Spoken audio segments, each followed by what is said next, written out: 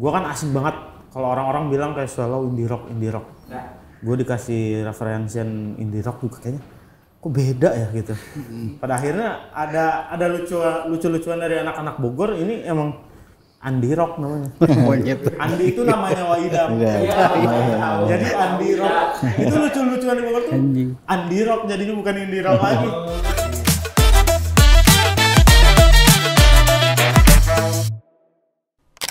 Apa ya? Soto Bogor paling. Soto Bogor gimana? Ada banyak nih, Pak. Soto Bogor recommended di Surken gitu. Apa? Haji Yusuf. Oh, Yusuf. Itu sih kayaknya. Ayo. Mie Bangka di Sebelah Jogja ya? betul sebelah Jogja. Baik. Soto mie, pokoknya di mana aja soto mie Bogor, yang penting gerobaknya hijau kuning. Oh iya.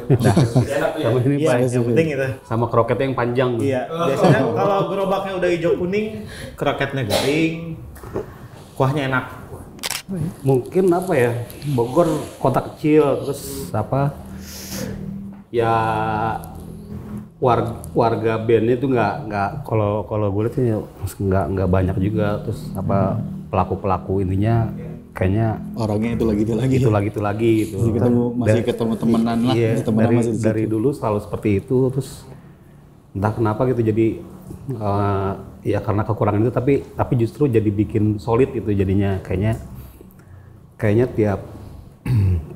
tiap gigs di Bogor itu pasti pelakunya pasti saling bantu gitu lah, maksudnya mau gigs genre punk, genre apa gitu, terus kayaknya pasti selalu ada aja gitu anak-anak yang gabung di situ gitu.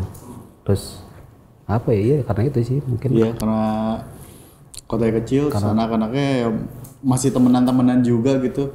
Mutualnya masih deket, jadi ya jadi kelihatannya nggak jauh, jadi orangnya itu lagi.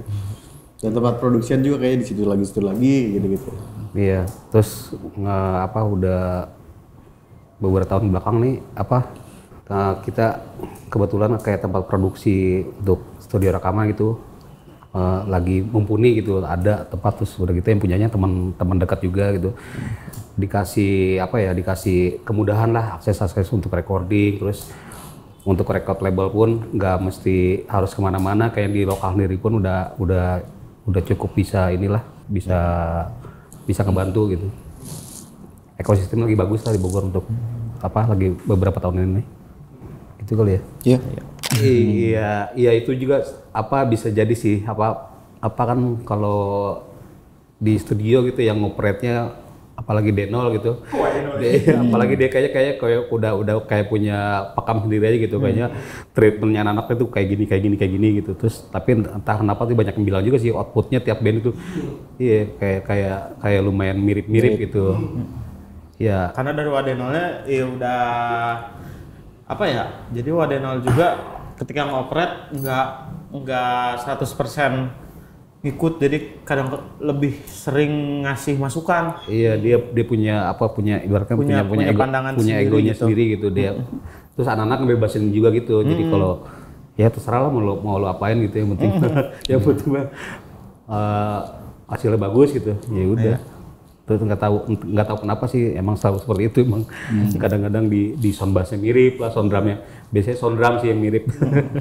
Iya karena mungkin source-nya sama ya, studio sama gitu, yang operate-nya sama gitu, terus kadang kita misalkan di studio itu ada yang nge-tag siapa, misalkan si Swallow atau si Rek, kita spek gitu, ntar kadang suka ngasih masukan gitu, wah ini bagusnya kayak gini, terus yang ngasih masukan itu orang-orang itu lagi gitu.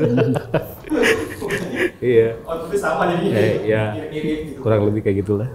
Materi-materi yang ada di kepalanya Waidam aja, kayak sebenarnya banyak materi-materi itu yang umurnya udah lebih lama dari si Swallow ini gitu.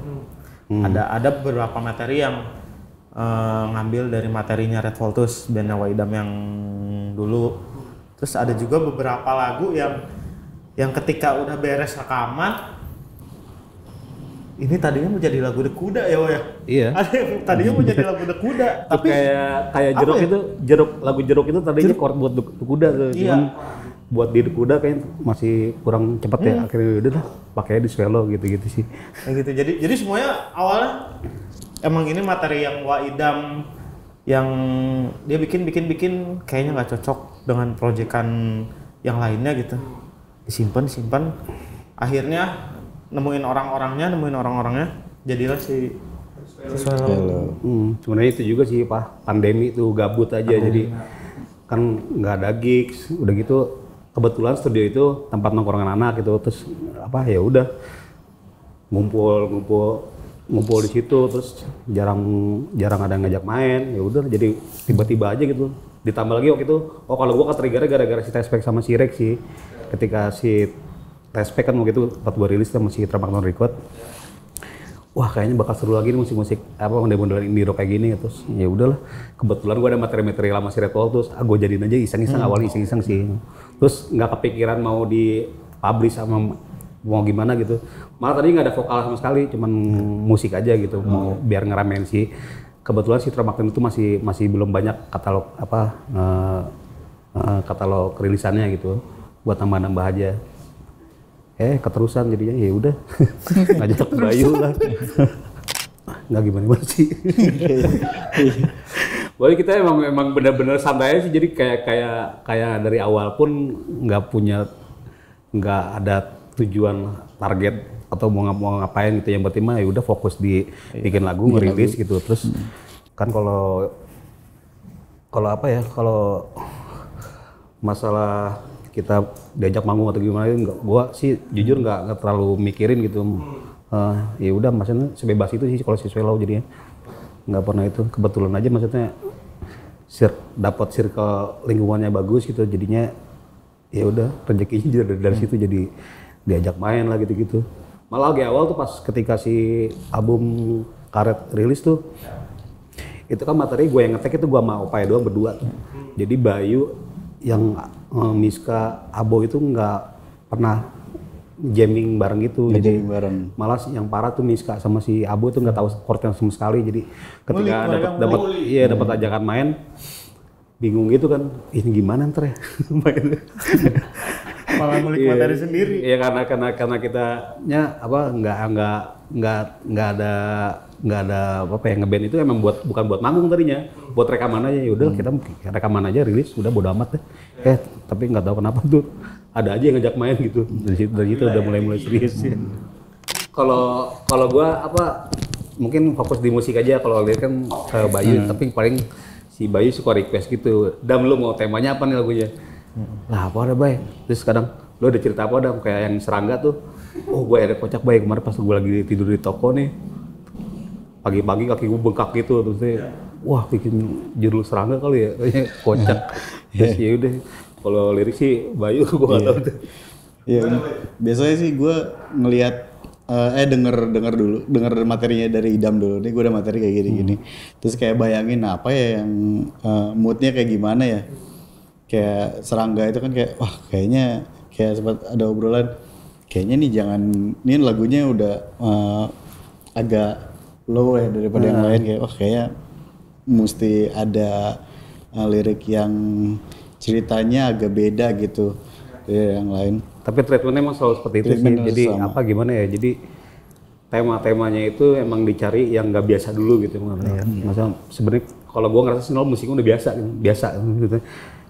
Pop, biasa kan pop gitu, terus liriknya kayaknya tetap deh kayak udah ada, kayaknya si Swallow ini benang merahnya emang kayaknya ke situ deh arahnya, kayaknya ke tema-tema yang absurd gitu. Terus ya udah akhirnya Bayu tuh lumayan cepet sih, maksudnya kita tektokan kayak gue bikin musik, gue rekam pakai HP gitu, kirim ke Bayu, tiba-tiba Bayu ntar setengah jam kemudian ngirim lirik ke gue. Terus biasanya jarang gue revisi gitu di awal-awal ya. Semua oke ya? Gua yang penting bisa gue nyanyiin aja gitu. Wah oke nih baik, gas gitu. Lagi terutama apa yang karet, bener-bener malah pas lagi rekaman langsung bikin lirik tuh situ. Apa? Ya Bayu sih itu. Musik duluan ya? Musik dulu ya. Karet musik duluan. Pas mau ngisi vokal baru bikin lirik. Baru pas bikin lirik.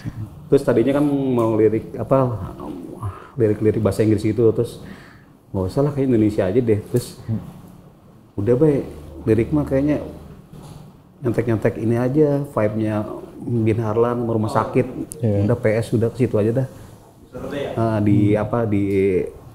Dikerucutin aja gitu temanya ke situ, lu cetek aja vibe-nya kayak gitu lu kembangin aja, udah gitu sih.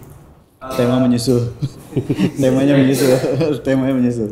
Itu pabrik aja lu jadiin tema pabrik, terus tamu aja lu jadiin tema tuh. Udah. Iya kayak lagu pabrik kan. Dam apa ya Dam ya? Bay, gua kemarin nonton ini Bay, dokumenternya NHK Jepang itu tuh tentang karyawan pabrik di Jepang gitu. Diangkat jadi itu kayaknya bagus Bay, belum ada tuh. Kan lumayan maksudnya. Emang gak ada. Iya. Emang gak ada. Tapi pas proses ngerjain album yang Kaktus ya. Kaktus tuh lumayan kita minta masukan teman-teman kayak Lakbor, terus Pram gitu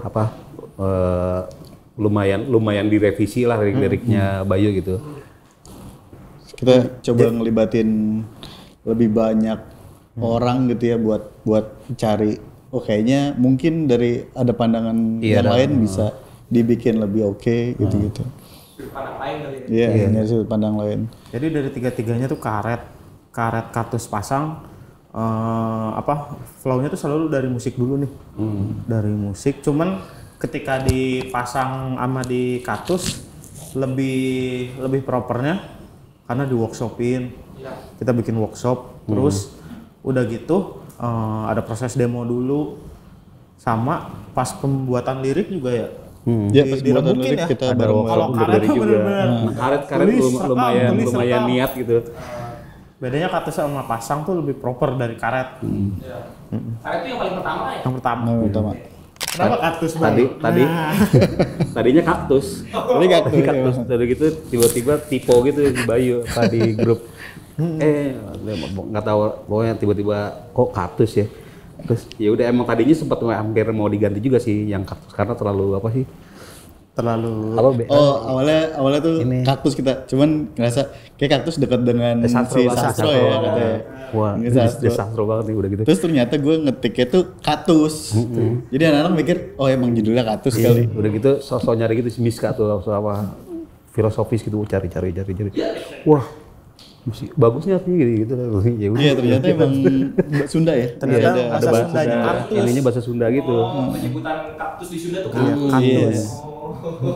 Menurut Miska gue nggak tahu persis juga sih. Tapi Miska ngomong gitu ya udah gitu aja dah. Baik. Kayaknya nggak tahu ya kalau misalnya lebih seneng aja nulisnya kayak cuma satu kata tuh kayak nggak terlalu menjabarkan satu lagunya tuh seperti apa gitu. Kayak kita ngasih celah buat orang punya pikiran sendiri gitu buat ininya. Jadi rasa lebih luas aja kayaknya. Dan emang sebenarnya nggak sengaja sih sebenarnya. Lebih kayak nggak sengaja nulis judulnya ini satu kata. Tapi ternyata kita juga baru-baru pas belakangan ya pas ada bilang iya judulnya satu kata. Iya juga ya. Iya udah. Jadi kepalang jadi identitas aja gitu. Iya. Nah itu pure dari Waidam.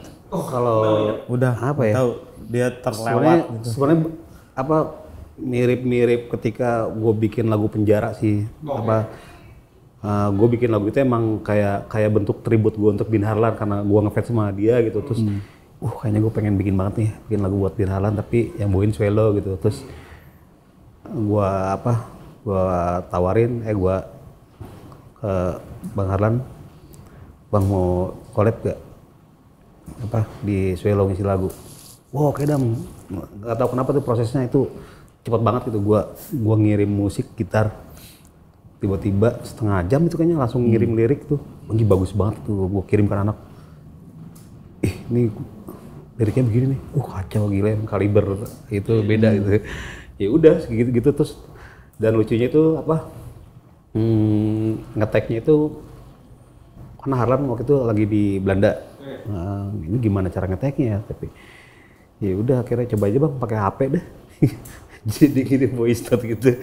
Gue tempel, gue tanya ke Denol yang ngoperatorin, aman nggak? Ya, aman-aman aja sih. Ya udah gas. Jadi penjara tuh voice note ya, Pak? Voice note itu, Voice note. WhatsApp. Semuanya. Rekaman. Iya, sama yang juga yang featuringan Alfi Gasco itu juga sama voice note juga. Itu kan Superstitious pas Night. waktu pas itu kan Covid, Alfi takut ke Bogor, anak-anak juga takut ke Jakarta mengerti. Ya udah voice note aja lah. Ya selama masih nyaman di anak-anak sih ya oke aja, gas-gasin aja. Terus kalau sama Cotton sama Zik ya sama juga itu, karena ibaratkan bentuk tribut gue untuk mereka gitu. Gue ngefans sama musik-musik mereka dari dulu gitu. Terus ya kebayang pas awal bikin lagunya pun udah kebayangin Zik yang nyanyi gitu jadinya. Terus Keko yang ngisi stringnya gitu, udah langsung kebayang aja. Ketika alhamdulillah sih selalu lancar gitu, terus gue tawarin mereka oke aja gitu. Belakang baru tahu sih waktu itu gua tanya, bang ini penjara itu liriknya tentang apa ya? Ada yang nanyain, ada yang nanya, gue juga nggak tahu. Pas ini kita lihat, oh ini oke nih, udah nih. Iya Gitu. oke, Masa jadi oke nih. ya gitu dasar sableng ya maksudnya kagak diiniin, yang penting mah enak aja gitu. Terus tapi karena banyak yang nanyain tuh, akhirnya gua kepo aja, gue nanyain, bang itu tentang apa sih? Jadi itu ada, ini kalau nggak salah ya, jadi ada momen itu ketika Harlan kerja di media gitu, terus ada momen interview sama personil slang gitu, entah siapa, tapi kalau nggak salah mah Bang Indraki, ya momen interview itu dijadiin itu, mungkin jadi inspirasi untuk liriknya itu penjara. Mungkin lagi bahas-bahas itu gitu ya. Harusnya sih bebas-bebasnya aja kayaknya ya. Maksudnya nggak itu kan kayak cuman cerita gitu ya. Kayak gue bayangin tuh kayak cuma cerita dari lu bikin sesuatu gitu. Harusnya nggak ada batasannya gitu. Kalau cerita ya apa yang terjadi kan diceritain aja gitu kan. Harusnya sih gue sih nangkapnya kayak gitu ya. Kalau kayak senyamannya yang bikinnya gimana, sisanya sih udah sih kayaknya harusnya kayak gitu deh. Nggak. Yang pasti sih ya yang bikin karyanya itu harus ya setidaknya dia tahu resikonya kalau misalkan bikin itu kan ada pertanggungjawabannya ya itu dia biasanya kalau anak-anak sih ya dibebasin aja gitu jadi itu ya. Karena kita kebetulan tema-temanya lagu-lagu Swelo nggak gimana ya nggak gua sih nggak ngerucut harus ke ranah yang itu gitu. Jadinya bingung juga sih kalau itu. Iya. Cuma harusnya sih dia tahu sendiri resikonya gitu bikin sesuatu gitu. Jadi kalau dia bikin karya terus ternyata suatu ketika kena predel gitu, ya harusnya sih dia udah tahu sebenarnya. Karena kan kita itu nyontek referensian kita apa yang kita dengar gitu, tema-tema misalkan kayak gua gitu dengerin Pavement, Dinosaur gitu yang gitu-gitu. Kadang secara tidak langsung itu tema-temanya mereka itu kebawa di diri gua gitu. Entah bikin musiknya atau gua ngarahin Bayu untuk bikin liriknya ke arah seperti itu gitu. Ya akhirnya kan gua tahu tuh apa sih karya gue itu bakal seperti apa gitu. Maksudnya secara tidak langsung outputnya bakal seperti itu gitu. Tapi mungkin kalau buat band-band yang kayak ya politis gitu juga, mereka juga terpengaruh sama referensi yang itu. Dan harusnya sih mereka udah siap terima resikonya bakal kayak gitu. Sebetulnya kalau sistemnya udah berjalan dengan baik, salah satunya mungkin hulu ke hilirnya udah jelas kayak gimana. Kayaknya sih semuanya harusnya berjalan tanpa kekisruhan deh gitu. Maksudnya dari sosialisasinya juga nggak cuman ke masyarakat, kayak ke artis-artisnya mungkin kayak ntar kalian daftarnya ke sini. Mungkin ada juga beberapa kayak kita royalti gini, mereka taunya dari mana gitu. Sedangkan kita aja nggak tahu tuh kita daftar kemana buat dapat royalti gitu. Itu cair dari mana aja kita nggak tahu. Misalkan ada yang begitu. Dan dari masyarakat pun juga kan kemarin juga salah satu opini yang seliweran kan emang nyampe ke artisnya gitu. Mungkin kalau transparansinya jelas dari hulu ke hilir gitu, misalkan dari satu meja, kalau kemarin kan pakainya apa hitungan bangku apa hitungan meja gitu ya, dari satu bangku ini ntar nyampe ke artisnya kayak gimana jalurnya, kayaknya harusnya itu baik untuk semuanya gitu.